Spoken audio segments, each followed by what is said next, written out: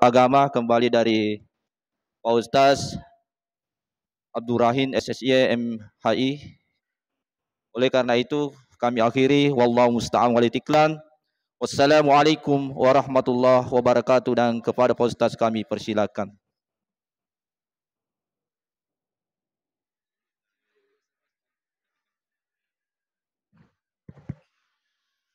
Bismillahirrahmanirrahim. Assalamualaikum warahmatullahi wabarakatuh. Alhamdulillahilladzi ja'ala al-Qur'ana syafi'an li ashabihi. Wassalatu wassalamu ala Rasulillah wa ala alihi wa ashabihi wa man da'a bi da'watihi wastanna bi sunnatihi ila yaumil liqa'i rabbil alamin. Hadirin jamaah tarawih yang dirahmati Allah Subhanahu wa taala. Alhamdulillah, kembali kita diberikan taufik oleh Allah Subhanahu wa taala bisa berada di tempat yang paling berberkah, yang paling mulia di muka bumi ini. Satu nikmat yang harus kita syukuri. Allah Subhanahu wa taala masih mengistiqamahkan kita semua. Salawat serta salam mari senantiasa kita haturkan keharibaan junjungan kita Nabi besar Muhammad sallallahu alaihi wasallam. Hadirin al-hadirat rahimakumullah. Insyaallah malam ini saya juga mau bahas masalah cinta. Ya, mohon izin ya. Kebetulan hari tadi bahas cinta, saya juga mau bicara cinta. Tapi cinta yang saya mau bahas ini cinta kepada Al-Qur'anul Karim. Jangan salah paham Bapak Ibu ya. Cinta kepada Al-Qur'anul Karim. Al-Qur'anul Karim ini adalah kitabullah. Ya, sudah dinaskan lewat Al-Quran bahwa pedoman yang paling terpercaya yang bisa menyelamatkan manusia di dua alam, pedoman yang paling terpercaya yang bisa membahagiakan manusia di dua alam ini tidak lain dan tidak bukan adalah Al-Quran. Maka sungguh merugi orang yang takut kepada Al-Quran. Sungguh merugi orang yang tidak mau dekat dengan Al-Quran. Padahal Allah Subhanahu wa taala menjadikan Al-Quran itu sebagai sumber segala ilmu. Sumber segala ilmu. Jadi Al-Quran itu kata Rasulullah ummul ulumi, induknya segala ilmu. Kita bisa matematika, bisa bagi-bagi, fisika, biologi kita kuasai. Tapi kalau tidak tahu baca Quran, mohon maaf, kita masih di bawah. Tapi kalau Al-Quran kita kuasai, insya Allah semua ilmu kita kuasai. Makanya Pak, mohon maaf, nyata ya, di pondok pesantren Mangkoso itu, yang ranking 1, 2, 3 itu anak-anak penghafal Quran. Orang-orang yang meraih juara 1, juara 2 itu di pondok pesantren, rata-rata yang menguasai Al-Quran. Itu jaminan dari Allah Subhanahu wa taala bahwa orang yang dekat dengan Al-Quran, senang berinteraksi dengan Al-Quran, maka Allah akan lapangkan hatinya, encerkan otaknya untuk memahami segala ilmu-ilmu yang lainnya. Oleh karena itu di India, ya, saya yakin tidak ada orang India di sini. 15 tahun ada fakultas di sana Pak. 15 tahun itu anak-anak baru disuruh belajar ilmu lain. 15 tahun usianya baru disuruh belajar ilmu lain. Nah, kita kan tidak, ya masih kecil diajar ilmu menyanyi. Makanya tahu menyanyi tidak bisa baca Quran. Di India itu ada fakultas, ada sekolah, 15 tahun baru diputuskan oleh orang tuanya, ini anakku tidak cocok di pendidikan agama. Dia ambil jurusan teknik, dia ambil jurusan ini, baru 15 tahun. Nah, ini yang harus kita renungkan bersama. Kenapa? Karena memang start pertamanya anak-anak itu yang harus diajarkan Al-Quran Bapak Ibu. Kalau Al-Quran ya sudah tahu, insya Allah, Allah mudahkan ilmu-ilmu yang lainnya masuk ke dalam dirinya. Tapi kalau Al-Quran dari awal bermasalah, ini yang repot ini. Makanya kita sebagai orang tua tolong didorong betul anak-anak kita masuk ke TPQ. Jangan ada alasan apapun karena di sini banyak guru mengaji, apalagi di Kalibobo. Banyak guru mengaji di sini. Jadi ini yang pertama. Makanya ada hadis Rasulullah sallallahu alaihi wasallam yang diriwayatkan oleh Imam Ali radhiyallahu anhu. Beliau mengatakan, Addibu auladakum bisalasati khisalin. Didilah anak-anak kalian dengan 3 hal. Yang pertama, hubbu nabiyikum, cintai nabinya. Bagaimana kita sebagai orang tua memperkenalkan kepada anak kita tentang sosok Nabi Muhammad sallallahu alaihi wasallam. Kita kan pacai 1 kali disi tahu peringatan Maulid, itu pun banyak yang terlihat bid'ah. Bagaimana lagi cara kita memperkenalkan ke anak-anak kita tentang bagaimana Nabi Muhammad itu? Kalau 1 kali setahun saja masih banyak yang teriak-teriak bid'ah. Nah, ini perlu dikaji ulang ini yang teriak-teriak bid'ah ini. Kemudian yang kedua ialah hubbu ahli baitihi, mendidik anak untuk mencintai keluarganya. Mencintai keluarganya, kakeknya mengenalkan kakeknya siapa, bapaknya siapa. Kenapa? Kalau dia tahu leluhurnya, dia akan malu bertindak yang lain-lain. Ini saya punya leluhur dulu. Orang-orang yang senang ke masjid, orang-orang yang ahli sedekah, orang-orang yang, maka dia akan berusaha mencontohi leluhurnya. Tapi kalau dia tidak tahu jati dirinya, ya ini dia tidak akan pernah mendapatkan jati diri dalam dirinya. Kalau dia tahu ya saya punya orang tua, leluhur memang orang-orang yang dekat dengan Quran, maka pasti kita juga sebagai anak, cucu berusaha untuk tidak keluar dari garis keturunan itu. Ya, makanya ini yang harus kita perkenalkan ke anak kita, siapa kakeknya, siapa bapaknya, bapaknya itu penting kata Rasulullah. Kemudian yang ketiga ialah bihubbil Quran, mencintai Al-Quran. Makanya pendidikan pertama yang harus kita startkan pada anak-anak kita itu Al-Quranul Karim.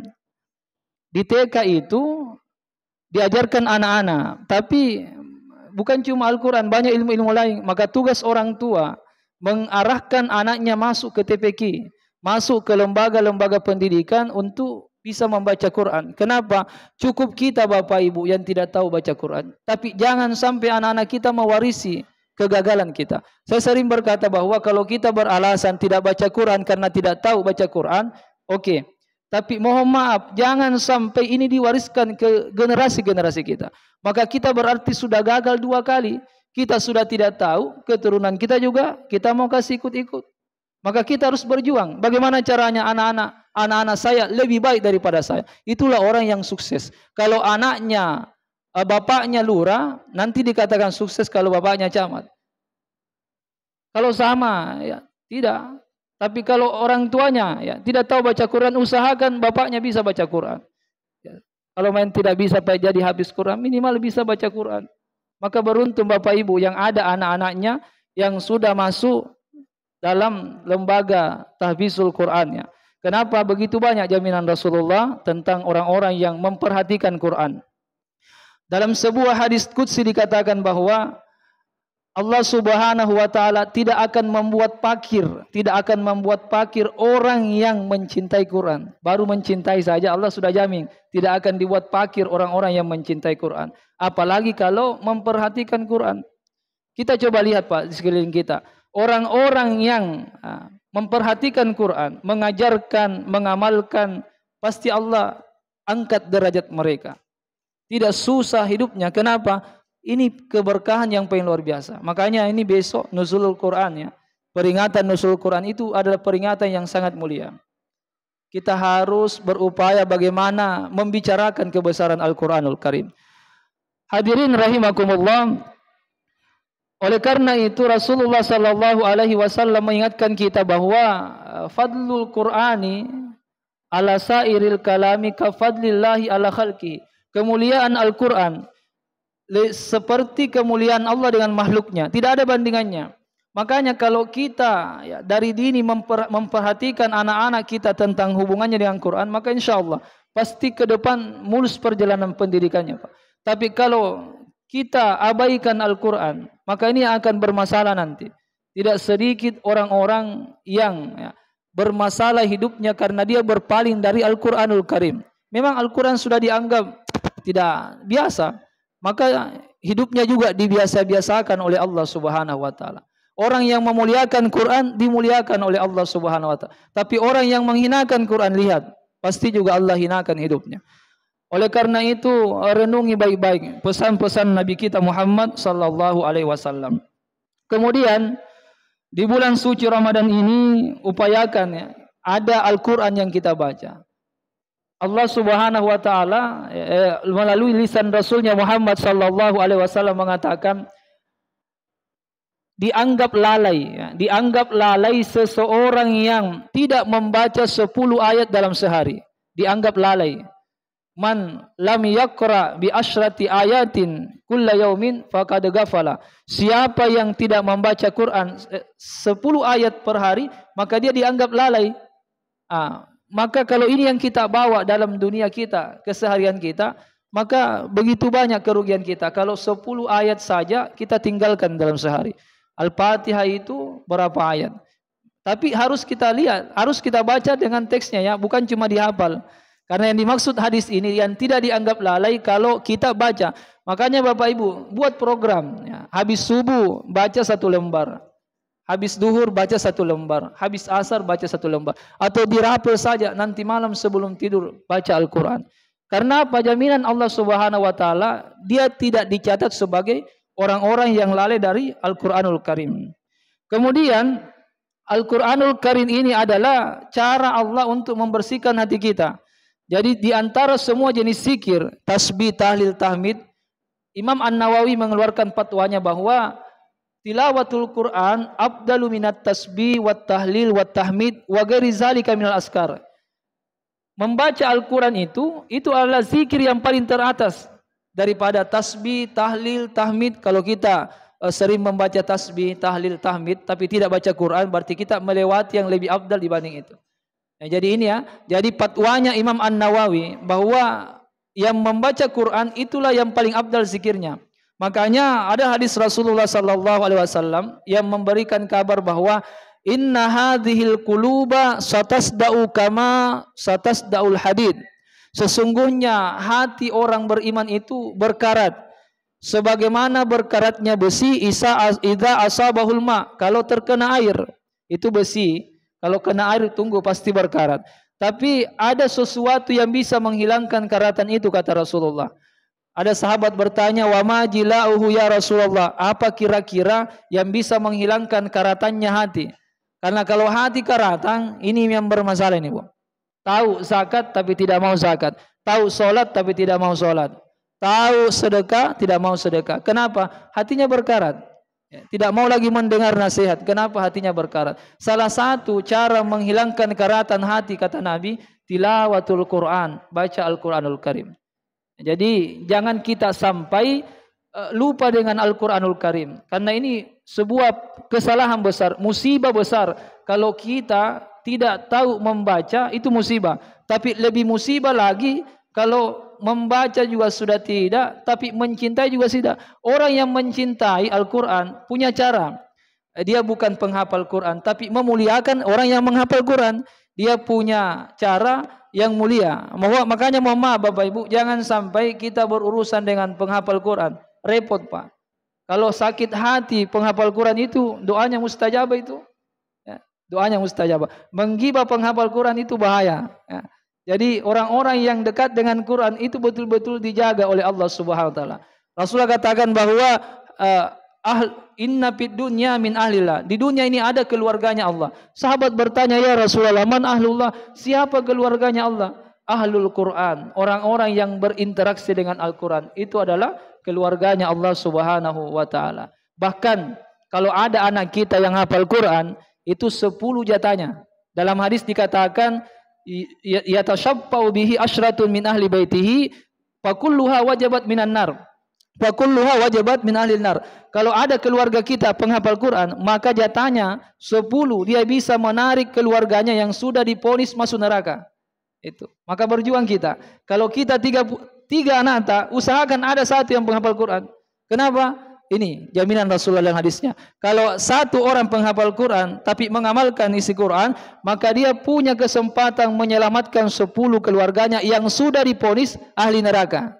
Maka sungguh rugi kalau Allah kasih kita kesempatan punya anak, lalu satu pun tidak bisa menjadi penghabis Quran. Padahal Pak, itu penghafal Quran itu kalau anak kita fokus menghafal itu 2 tahun paling lama. 2 tahun, 3 tahun paling lama. Rata-rata yang fokus menghafal itu 1 tahun 6 bulan selesai. Tapi fokus. Makanya sebenarnya saya waktu mendengar bahwa di India ada fakultas yang modelnya seperti itu, saya luar biasa. 15 tahun baru diputuskan anak ini belajar ini saja. Karena 15 tahun itu bukan masa. Nah, jadi coba kita lihat Pak. Ada anak yang 1 tahun hafal Quran. Ada anak yang 1 tahun 6 bulan, 2 tahun, 3 tahun. Maka betul-betul ya, bergembira kita kalau Allah sudah kasih kita anak, lalu kita berupaya untuk menjadikan dia penghafal Quran. Tapi andai kata kita tidak punya kesempatan itu, maka masih ada kesempatan kita. Perhatikan penghafal Quran, lembaga-lembaga yang mewujudkan habis-hafal Quran, karena di hari kiamat nanti ada sebuah riwayat bahwa di hari kiamat ada orang yang dikasih catatan amalnya. Ketika dia buka, dia bingung. Ya Allah, kenapa ada di catatan amal saya pahala penghafal Quran, padahal saya bukan penghafal Quran. Jangankan menghafal, membaca saja ya Allah saya tidak tahu, tapi kenapa di catatan amal saya ada pahala habisul Quran? Ternyata orang ini waktu hidup di dunia sering menyisihkan sebagian hartanya mensupport kegiatan penghafal Quran. Maka lahir dari hartanya itu orang-orang yang menghafal Quran. Maka itu kesempatan kedua kita. Maka mari kita muliakan Al-Quran, karena orang yang memuliakan Al-Quran akramahullahu fid darain, dimuliakan di dunia, dimuliakan di akhirat. Mudah-mudahan apa yang kami sampaikan ada manfaatnya. Adanallahu wa iyyakum. Assalamualaikum warahmatullahi wabarakatuh.